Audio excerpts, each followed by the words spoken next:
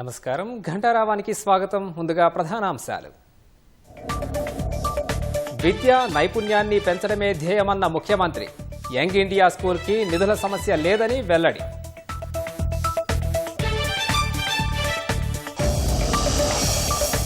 కంచె గచ్చిబౌలి భూములపై క్షేత్రస్థాయికి supreme court committee. సమగ్ర నివేదిక సమర్పించిన రాష్ట్ర ప్రభుత్వం.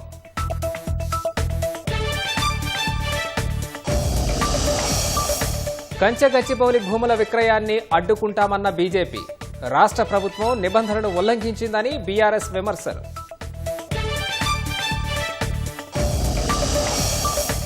అర్హులందరికీ రేషన్ కార్డులు అందిస్తామన్న ఉత్తమ్ కుమార్ రెడ్డి. సన్నబియ్యంపై విపక్షాల ఆరోపణలు తిప్పికొట్టాలని పిలుపు.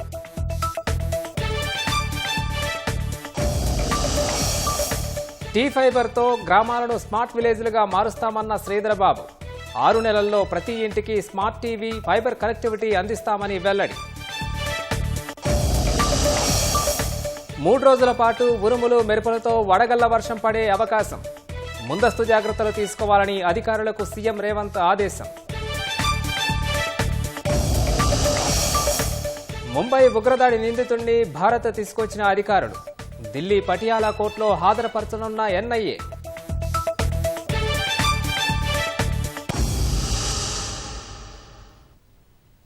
యంగ్ ఇండియా అనేది తన బ్రాండ్ అని ముఖ్యమంత్రి రేవంత్ రెడ్డి అన్నారు. ముఖ్యమంత్రిగా ప్రమాణం చేసి 16 నెలలైనా తనకంటూ ఓ బ్రాండ్ లేదంటున్నారని, దీనిపై స్పష్టతనిద్దామన్నా సమయం రాలేదని ఇప్పుడు చెబుతున్నానన్నారు. రంగారెడ్డి జిల్లాలోని మంచిరేవలలో యంగ్ ఇండియా పోలీసు స్కూల్ను మంత్రి శ్రీధరబాబు సహా పలువురు పోలీసు అధికారులతో కలిసి ముఖ్యమంత్రి రేవంత్ రెడ్డి ప్రారంభించారు. దేశ భవిష్యత్తు తరగతి గదిలోనే ఉందన్న సీఎం విద్యా నైపుణ్యాన్ని పెంచడమే ప్రభుత్వ ధ్యేయమన్నారు. రంగారెడ్డి జిల్లాలోని మంచిరేవులలో యంగ్ ఇండియా పోలీస్ స్కూల్ ను ముఖ్యమంత్రి రేవంత్ రెడ్డి ప్రారంభించారు. మంత్రి శ్రీధర్ బాబు, ఎంపీ కొండా విశ్వేశ్వరరెడ్డి సహా పలువురు పోలీసు ఉన్నతాధికారులతో కలిసి విద్యాసంస్థ ప్రారంభోత్సవ శిలాఫలకాన్ని ఆవిష్కరించారు. అనంతరం పాఠశాలలోని తరగతి గదులను పరిశీలించి బడి మొత్తం కలియ తిరిగారు. విద్యార్థులతో ముచ్చటించారు. విద్యా బోధనకు సంబంధించిన అంశాలను అక్కడి ఉపాధ్యాయులను అడిగి తెలుసుకున్నారు. చిన్నారులతో కలిసి ఫుట్బాల్ ఆడి వారిలో నూతన ఉత్తేజాన్ని నింపారు.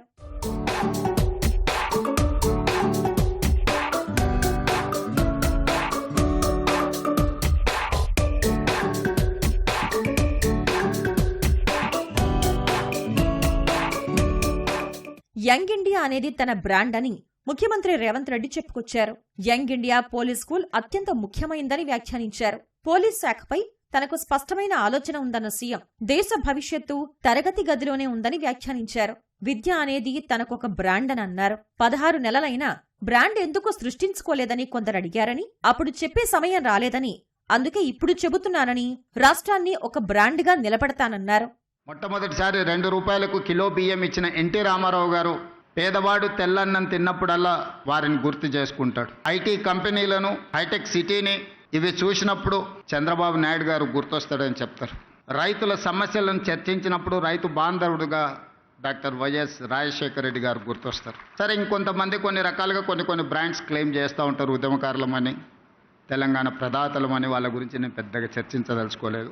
నేను ఒక మాట చెప్పదలుచుకున్న ఈ వేదిక మీద నుంచి విశ్లేషకులకు, విమర్శకులకు, ఈ రాష్ట్రంలో ఉండే ప్రజలకి young India is my brand. అందుకే ఈరోజు యంగ్ ఇండియా స్కిల్స్ యూనివర్సిటీని మనం మొదలు పెట్టుకున్నాం.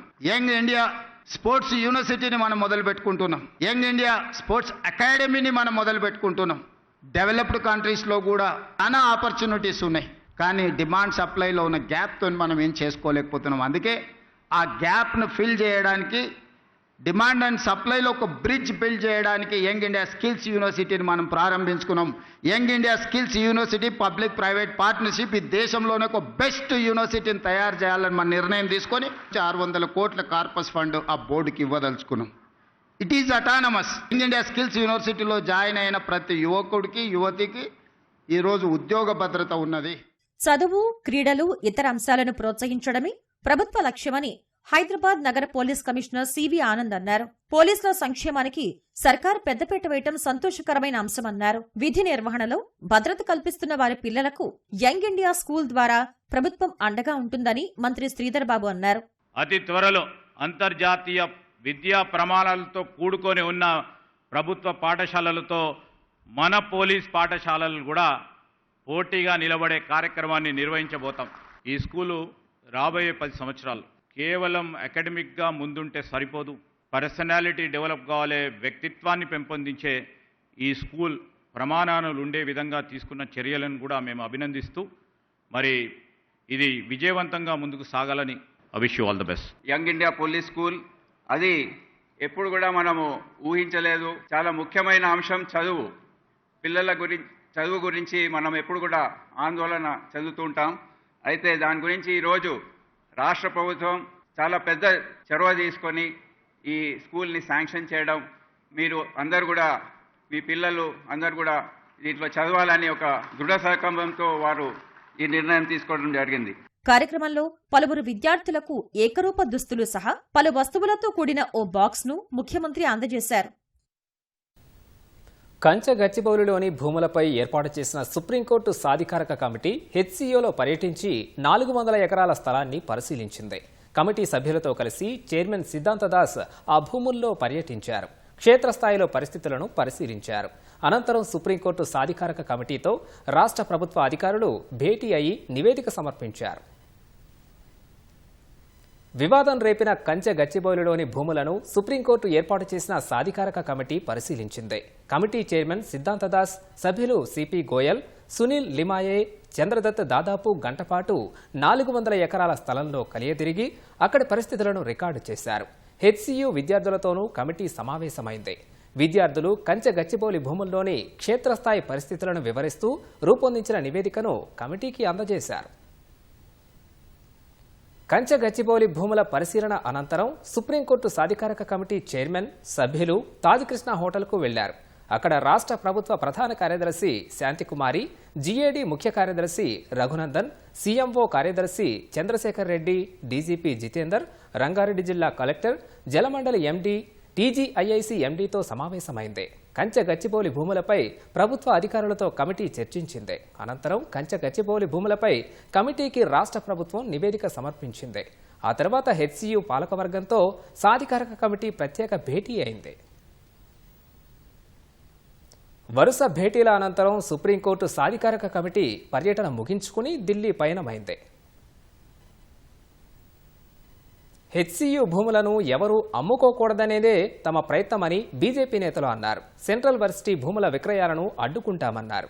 సుప్రీంకోర్టు నియమించిన సాధికారక కమిటీతో భేటీ అయిన బీజేపీ ఎంపీలు ఓ నివేదిక సమర్పించారు. సమావేశం అనంతరం మీడియాతో మాట్లాడిన ఎంపీ ఈటల సెంట్రల్ వర్సిటీ భూములను టచ్ చేసే అధికారం ఎవరికీ లేదన్నారు. 2006లో ఈ కేసు మొట్టమొదటిసారిగా కోర్టుకు పోతే 2024లో మొన్న వచ్చింది. రేవంత్ రెడ్డి అంటున్నాడు నేను కొట్లాడినని. నువ్వు ఎప్పుడున్నావు బాబు? 2006లో నీవున్నావా? 2014 నీవున్నావా? ఎవరు ముఖ్యమంత్రులున్నా ఎవరు పట్టించుకోకపోయినప్పటికీ సుప్రీంకోర్టే ఇది అన్యాయం అని చెప్పి ఆ భూములు ఇవాళ విశ్వవిద్యాలయ భూములు అని చెప్పిన తర్వాత దాన్ని అడ్డంగా అమ్ముకునే ప్రయత్నం చేస్తా ఉన్నా. నేను అడుగుతా ఉన్నా, ఇక్కడున్న ముఖ్యమంత్రికి కనీస జ్ఞానం ఉందా అని చెప్పి అడుగుతా ఉన్నా. ఆనాటి ఆంధ్రప్రదేశ్ రాష్ట్రం వాటర్ చట్టం తెచ్చింది, వాటర్ ట్రీ ల్యాండ్ యాక్ట్ తెచ్చింది. ఇవాళ ప్రైవేటు వ్యక్తులు తన ఇంటి వద్ద ఒక చెట్టు కొట్టుకుంటే కూడా పర్మిషన్ తీసుకోవాలి. కానీ మరి నువ్వు 400 ఎకరాలలో కొన్ని వందల జింకలుండగా, కొన్ని వేల నెమలుండగా, అనేక రకాల పక్షులుండగా, అనేక రకాల మెడిసినల్ ప్లాంట్స్ ఉండగా ఎవడబ్బ జాగిరని చెప్పి చట్టం నీకు వర్తించదా? చట్టాన్ని నువ్వు ఎట్లా ఉల్లంఘిస్తావు? ఏ చట్టాన్ని అయితే ప్రభుత్వం చేసిందో అదే చట్టాన్ని ఉల్లంఘించి 100 డోజర్లు పెట్టి 100 మంది పోలీసులను పెట్టి విశ్వవిద్యాలయ విద్యార్థుల రక్తాన్ని కళ్ళ చూసి ఇవాళ 150 ఎకరాల్ని ఇవాళ కొట్టేసింది. కంచె గచ్చిబౌలిలో రాష్ట్ర ప్రభుత్వం అన్ని రకాల నిబంధనల్ని ఉల్లంఘించి వేలాది చెట్లు కొట్టివేసిందని, జంతువుల మరణానికి కారణమైందని మాజీ మంత్రి బీఆర్ఎస్ శాసనసభ్యుడు హరీష్ రావు మండిపడ్డారు. సర్కారు ఉల్లంఘనల తీరు, వాస్తవ అంశాలు అన్నిటినీ పార్టీ తరపున డాక్యుమెంట్లు, ఆధారాలతో సహా సుప్రీంకోర్టు నియమించిన సాధికారక కమిటీకి వివరించినట్లు తెలిపారు. రాష్ట్రంలో ఎక్కడా ఒక్క చెట్టు కొట్టివేయాలన్నా మాల్టా చట్టం, అటవీశాఖ కింద అనుమతి తప్పనిసరి అన్న ఆయన ఎలాంటి అనుమతులు లేకుండా 50 బుల్డోజర్లు పెట్టి వేల చెట్లు కొట్టారని, జంతువుల ఆవాసాన్ని దెబ్బతీశారని ఆక్షేపించారు. ఆ భూములు హెచ్సియుకు చెందినవే అన్న ఆయన 2185 ఎకరాల భూమి హెచ్సియు ఆధీనంలో ఉందని 2012 నవంబర్ 20లో అప్పటి జిల్లా కలెక్టర్ సిసిఎల్ఏకు లేఖ రాసినట్లు వివరించారు. 22 నవంబర్ 2024 నాడు ఈ భూమిని కుదబెట్టు రిజిస్ట్రేషన్ ఆఫీస్లో 10,000 కోట్ల రూపాయలు అప్పు తెచ్చింది. ఈ అప్పు ఇప్పియడానికి ఒక మధ్యలో బ్రోకర్ ఉంటాడు కదా, 169 కోట్ల 83 లక్షలు లంచం ఇచ్చి, లంచం అంటే బ్రోకర్ ఫీజు ఇచ్చేది. ఇది నేను ఉత్తగా చెప్తానండి, ఇది అసెంబ్లీలో నేను వేసిన క్వశ్చన్ కు రాతపూర్వక సమాధానం రాష్ట్ర ప్రభుత్వం ఇచ్చిన డాక్యుమెంట్. ఇది నా సొంత కవిత్వం కాదు. రేవంత్ రెడ్డి ఘనకార్యం ఏంటంటే అప్పు తేవడానికి కూడా బ్రోకర్లను పెట్టుకొని ఆ బ్రోకర్లకు 170 కోట్లు ఇచ్చాడు. ఇప్పుడు ఆ భూమిని తెగనమ్మాలి, ఇంకో 40,000 కోట్లు తేవాలని చెప్పి మళ్ళీ ప్రయత్నం చేస్తున్నాడు. మన వాల్తా చట్టం ఏం చెప్తుంది అంటే, వాల్తా చట్టం ప్రకారంగా వాళ్ళు ఆన్లైన్లో డిపార్ట్మెంట్కు గ్రామీణ ప్రాంతాలైతే 50 రూపాయలు, పట్టణ ప్రాంతం అయితే 100 రూపాయల ఛాలెంజ్ కట్టి నేను ఇల్లు కట్టాలనుకుంటున్నా, ఈ చెట్టు కొట్టాల్సిన అవసరం ఉందని దరఖాస్తు చేయాలి. ఆ దరఖాస్తును పరిశీలించిన తర్వాత కమిటీ ఒక్కొక్క చెట్టుకు 450 రూపాయలు డిపాజిట్ చేయమని చెప్తుంది. అదేవిధంగా ఒక చెట్టు కొడితే 2 చెట్లు పెంచాలనే నిబంధన ఉంటుంది. సో దాన్ని ఆ కమిటీ రికమెండ్ చేసిన తర్వాత 450 రూపాయలు ఫారెస్ట్ డిపార్ట్మెంట్ కట్టిన తర్వాత అనుమతి ఇచ్చిన తర్వాత చెట్టు కొట్టాలి. కానీ ఇక్కడ దరఖాస్తే పెట్టలేదు. ఇక్కడ ఎక్కడ కూడా అటవీ శాఖకు అనుమతి కూడా కోసం దరఖాస్తు కూడా పెట్టలేదు. టీజీఐసి పెట్టిన దరఖాస్తే నేరపూరితమైనటువంటిది. ఇవాళ ఏది చూడకుండానే పోలీసు రక్షణలో రాత్రింబవళ్లు 50 బుల్డోజర్లు పెట్టి చెట్లను ఊచకోత కోసినటువంటి పరిస్థితి. రాష్ట్రంలోని 33 జిల్లాల్లో ప్రతి ఇంటికి టీ ఫైబర్ ద్వారా స్మార్ట్ టీవీ సేవలను, ఫైబర్ కనెక్టివిటీని రాబోయే 6 నెలల్లో అందించి పౌర సేవల్ని ప్రజలకు చేరువ చేస్తామని ఐటీ పరిశ్రమల శాఖ మంత్రి శ్రీధర్బాబు తెలిపారు. తెలంగాణ ఫైబర్ గ్రిడ్ కార్పొరేషన్ చైర్మన్గా బాధ్యతలు స్వీకరించిన ఆయన బేగంపేటలో టీ ఫైబర్ కొత్త కార్యాలయాన్ని ప్రారంభించారు. ప్రస్తుతం టీవీలన్నీ కంప్యూటర్లలా మారిపోవడం వల్లే ప్రభుత్వం టీ నెక్స్ట్ ద్వారా ప్రజలకు స్మార్ట్ టెలివిజన్ను పరిచయం చేయబోతోందని చెప్పారు. టీ ఫైబర్తో పాటు టీ నెక్స్ట్ లోగోను ఆవిష్కరించారు. టీ ఫైబర్ ద్వారా గ్రామాలను స్మార్ట్ విలేజెస్గా మార్చుతామన్న మంత్రి స్థానిక కేబుల్ ఆపరేటర్లకు జీవనోపాధి కల్పించేందుకు టీ నెక్స్ట్ కనెక్టివిటీలో వారిని భాగస్వామ్యం చేస్తున్నట్లు తెలిపారు. సమస్యల పరిష్కారానికి టెరా అనే చాట్బాట్ను ఆవిష్కరించినట్లు మంత్రి శ్రీధర్బాబు వివరించారు. అతి త్వరలో టీ ఫైబర్, టీ నెక్స్ట్ అందించే సేవలు తక్కువ టారిఫ్ ప్లాన్ తో ధరలతో ప్రజలకు అందుబాటులో ఉండాలని ఆలోచన చేస్తా ఉన్నాం. ఎంటర్టైన్మెంట్ కే కాదు, ఎడ్యుకేషన్ పరంగా, సమాచార పరంగా టెలిఫోన్ కూడా ప్రాక్టికల్ గా, ఫిజికల్ గా ఒక టెలిఫోన్ సౌకర్యం అందించడానికి చేస్తా ఉన్న ప్రయత్నం ఎప్పుడు కూడా ఎక్కడ కూడా ఈ విధంగా ఏ రాష్ట్రంలో కూడా జరగలేదు. ఈ రోజు విజయవంతంగా ముందుకు నడిపియాలనే ఆలోచన దృక్పథంతో 33 జిల్లాలో 6 నెలల కాల సమయంలోనే ప్రతి ఇంటికి ఫైబర్ ను అందించడం జరుగుతుంది. ప్రతి ఇంటికి ఒక స్మార్ట్ టీవీ వారి పరంగా యాక్సెస్ చేయడానికి ఫైబర్ లాస్ట్ మైల్ కనెక్టివిటీ ఇవ్వటం జరుగుతుంది. ప్రజాపాలనలో కొత్త రేషన్ కార్డుల కోసం కుటుంబాలు చేసుకున్న దరఖాస్తులు కలెక్టర్ల పరిశీలనలో ఉన్నాయని, అర్హులందరికీ రేషన్ కార్డులు అందిస్తామని పౌర సరఫరాల శాఖ మంత్రి ఉత్తమ్ కుమార్ రెడ్డి అన్నారు. హైదరాబాద్ జలసౌధ నుంచి వీడియో కాన్ఫరెన్స్ నిర్వహించిన మంత్రి ప్రజాప్రతినిధులు సన్నబియ్యం లబ్ధిదారుల ఇంట్లో ఒకరోజు భోజనం చేయాల్సిందేనని తెలిపారు. సన్నబియ్యం విషయంలో ప్రతిపక్షాల ఆరోపణల్ని అధికార పార్టీ ప్రజాప్రతినిధులు సమర్థంగా తిప్పికొట్టాలని సూచించారు. గతంలో ఏడాదికి 24 లక్షల మెట్రిక్ టన్నుల దొడ్డు బియ్యం లబ్ధిదారులకు పంపిణీ చేస్తే ఇప్పుడు 30 లక్షల మెట్రిక్ టన్నుల సన్నబియ్యం సరఫరా చేస్తున్నామని చెప్పారు. ప్రస్తుతం ఏటా 13,600 కోట్లు ఖర్చు చేస్తున్నామని, గత ప్రభుత్వం 10,665 కోట్లు మాత్రమే ఖర్చు చేసేదని తెలిపారు. సన్నబియ్యం కేంద్రం ఇస్తుందనే వాదనలో నిజం లేదన్న మంత్రి కేంద్రం ఇచ్చే బియ్యానికి 20% ఎక్కువ రాష్ట్ర ప్రభుత్వం చెల్లిస్తుందని అన్నారు. కేంద్రం ఇచ్చేది దొడ్డు బియ్యం రకమేనని తెలిపారు. తెలంగాణ ఏర్పడినప్పుడు 90 లక్షల రేషన్ కార్డులు ఉంటే బీఆర్ఎస్ 10 ఏళ్లలో 49,000 కార్డులే ఇచ్చారని పేర్కొన్నారు. ఇప్పుడు కొత్తగా 30 లక్షల రేషన్ కార్డులు ఇస్తున్నామని చెప్పారు.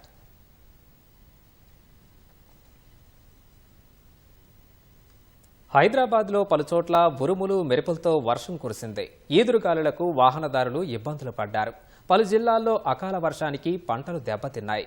మార్కెట్ యార్డుల్లో ఆరబోసిన పంట వానకు తడిసిపడంతో రైతులు ఆవేదన వ్యక్తం చేస్తున్నారు.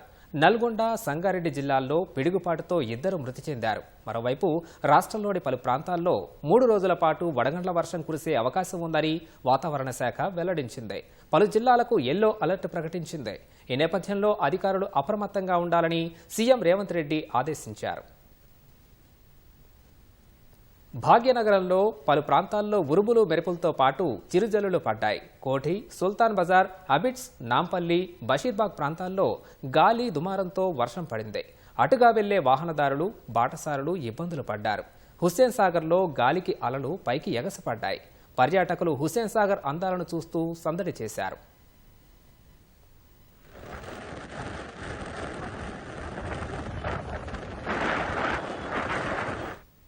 సంగారెడ్డి జిల్లా కొండాపూర్ మండలం గంగారం గ్రామానికి చెందిన విద్యార్థి సంతోష్ కుమార్ పిడుగుపాటుతో మృతి చెందాడు. కళాశాలకు వెళ్లొస్తుండగా భారీ వర్షం పడడంతో చెట్టు కిందకు వెళ్లడంతో పిడుగు పడింది. నల్గొండ జిల్లా గుర్రంపోడు మండలం ఆములూరులో పొలంలో గొర్రెలు కాస్తుండగా చిన్నరాములు అనే వ్యక్తి మృతి చెందాడు. కామారెడ్డి జిల్లా బీర్కూరులో భారీ వర్షం కురిసింది. మార్కెట్ యార్డ్ ఆవరణలో ఎండబెట్టిన ధాన్యం వర్షానికి తడిసి ముద్ద కావడంతో రైతులు ఆవేదన వ్యక్తం చేశారు.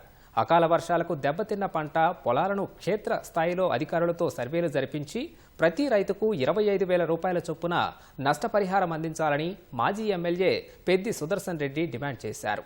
వరంగల్ జిల్లా ఖానాపురం మండలం పాఖాల ఆయకట్టు కింద 4 రోజుల వ్యవధిలో 2 సార్లు గాలి బీభత్సం సృష్టించడంతో దెబ్బతిన్న పంటల్ని బీఆర్ఎస్ మాజీ ఎమ్మెల్యే పెద్ది సుదర్శన్ రెడ్డి పరిశీలించారు. ములుగు జిల్లా మంగపేట మండలం మొట్లగూడెంకి చెందిన నరసింహారావు అనే రైతు నేలరాలిన పంటను చూసి మనస్తాపం చెంది పురుగుల మందు తాగి ఆత్మహత్యాయత్నానికి పాల్పడ్డాడు. చికిత్స కోసం ఏటూరు నాగారం సామాజిక ఆసుపత్రికి తరలించారు. నరసింహారావును పరీక్షించిన వైద్యులు పరిస్థితి విషమంగా ఉందని మెరుగైన వైద్యం కోసం వరంగల్ ఎంజీఎంకు తరలించారు. జయశంకర్ భూపాలపల్లి జిల్లా వ్యాప్తంగా పలు మండలాల్లో 2 రోజులుగా ఈదురుగాలులు రైతులకు కంటి మీద కునుకు లేకుండా చేశాయి. దీంతో పలుచోట్ల పంటలకు నష్టం వాటిల్లింది. రేగొండ మండలం రంగయ్యపల్లిలో మక్కచేను పంటలు చేతికందే సమయంలో నేలమట్టమయ్యాయని పెట్టిన పెట్టుబడి వచ్చేటట్లు లేదని ప్రభుత్వం ఆదుకోవాలని రైతులు కోరుతున్నారు. నేను ఎకరం మొక్కజొన్న వేసిన, దీనికి 40,000 పెట్టుబడి పెట్టిన. ఇంకొక 10-15 రోజులు అయితే ఇంత పంట చేతికి వచ్చేది. ఈ అకాల గాడుపు పంట అడ్డం నిలవరిగింది. దీన్ని ప్రభుత్వ అధికారులు కానీ ఎవరైనా ఆదుకోవాలని కోరుతున్నాను. మొన్న వచ్చిన వడగాల్పుల వల్ల మొక్కజొన్న మొత్తం నీలమట్టం కావడం జరిగింది. పరిశీలన చేసి కలెక్టర్ గారికి నివేదిక పంపించి ప్రభుత్వం మాకు నష్టపరిహారం ఇప్పించాలనేది మనం చేస్తున్నాం. ఎందుకంటే రైతు ఆరుగాలం కష్టపడి చేతికొచ్చే సమయంలో పోతే ఆ బాధ చెప్పడానికి వర్ణాతీతం. కావున వెంటనే అధికారులు ప్రభుత్వం మా మీద దృష్టి సారించి మాకు నష్టపరిహారం ఇవ్వాలనేది మేము కోరుకుంటున్నాం. మొన్న అకస్మాత్తుగా వచ్చినటువంటి వడగాళ్లకు రైతుల యొక్క పంటలు చాలా వరకు తీవ్ర నష్టం జరిగింది. వాటిల్లినది పంట పొలానికి 1 ఎకరాన 50,000 చొప్పున పెట్టుబడి పెట్టి పంట చేతికి అందుదనే తరుణంలో ఇలా జరగడం చాలా రైతుకు బాధాకరమైన విషయం. ప్రభుత్వం కానీ అధికారులు కానీ దీనిపై సర్వే చేసి రైతులను ఆదుకోవాలని కోరుచున్నాం. రాష్ట్రంలో 3 రోజుల పాటు ఉరుములు, మెరుపులు, ఈదురుగాలులతో కూడిన వడగండ్ల వాన కురిసే అవకాశం ఉందని హైదరాబాద్ వాతావరణ కేంద్రం ప్రకటించింది. హైదరాబాద్, రంగారెడ్డి, సంగారెడ్డి, వికారాబాద్, నల్గొండ, సూర్యాపేట, మహబూబాబాద్, భద్రాద్రి కొత్తగూడెం, ములుగు, జయశంకర్ భూపాలపల్లి జిల్లాల్లో ఈదురుగాలులతో కూడిన వర్షం కురిసే అవకాశం ఉందని వెల్లడించింది. గంటకు 30 నుంచి 40 కిలోమీటర్ల వేగంతో ఈదురుగాలులు వీచే అవకాశం ఉందని వాతావరణ శాఖ అధికారులు తెలిపారు. హైదరాబాద్లో 48 గంటల పాటు ఆకాశం పాక్షికంగా మేఘావృతమై ఉంటుందని వాతావరణ శాఖ తెలిపింది. మరోవైపు వర్షాల దృష్ట్యా అధికారులు అప్రమత్తంగా ఉండాలని సీఎం ఆదేశించారు. మరో 2 రోజుల పాటు మోస్తరు వర్షాలు కురిసే అవకాశం ఉందని సీఎం వెల్లడించారు. వాతావరణ శాఖ సూచనల్ని అధికారులు పరిగణలోకి తీసుకోవాలన్న సీఎం సూచించారు. ముందస్తు జాగ్రత్తలు తీసుకోవాలని అధికారులను అప్రమత్తం చేశారు. రాష్ట్రంలో గత నెలలో కురిసిన వడగళ్ల వానకు 8,408 ఎకరాల్లో పంట నష్టం జరిగినట్లు వ్యవసాయ శాఖ రైతువారీ నివేదికను ప్రభుత్వానికి అందించింది. సీఎం రేవంత్ రెడ్డి ఆదేశాలతో త్వరలో రైతులకు పరిహారం చెల్లింపులకు చర్యలు తీసుకుంటామని వ్యవసాయ శాఖ మంత్రి తుమ్మల నాగేశ్వరరావు వెల్లడించారు.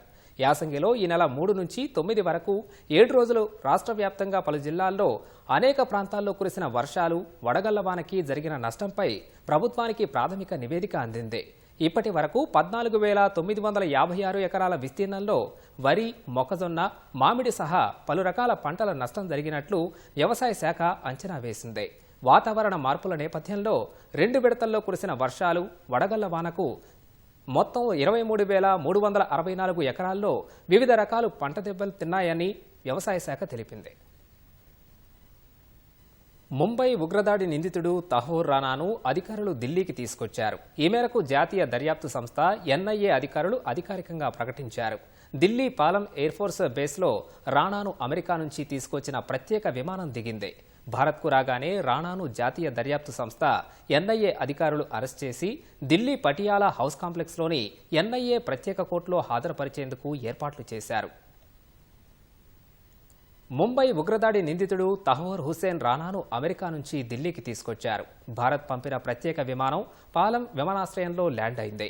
ఈ మేరకు జాతీయ దర్యాప్తు సంస్థ ఎన్ఐఏ అధికారికంగా ప్రకటించింది. 2008 అల్లకల్లోలం వెనుక కీలక కుట్రదారుని న్యాయం ముందు నిలబెట్టాలని ఏళ్ల తరబడి చేసిన నిరంతర ప్రయత్నాల తర్వాత తహోర్ హుస్సేన్ రానాను అప్పగించడంలో విజయం సాధించినట్లు ఎన్ఐఏ తెలిపింది. అప్పగింతను అడ్డుకునేందుకు రాణా అమెరికాలో అన్ని చట్టపరమైన మార్గాలను వినియోగించుకున్న తర్వాత చివరికి అతన్ని మనకు అప్పగించినట్లు ఎన్ఐఏ ప్రకటించింది.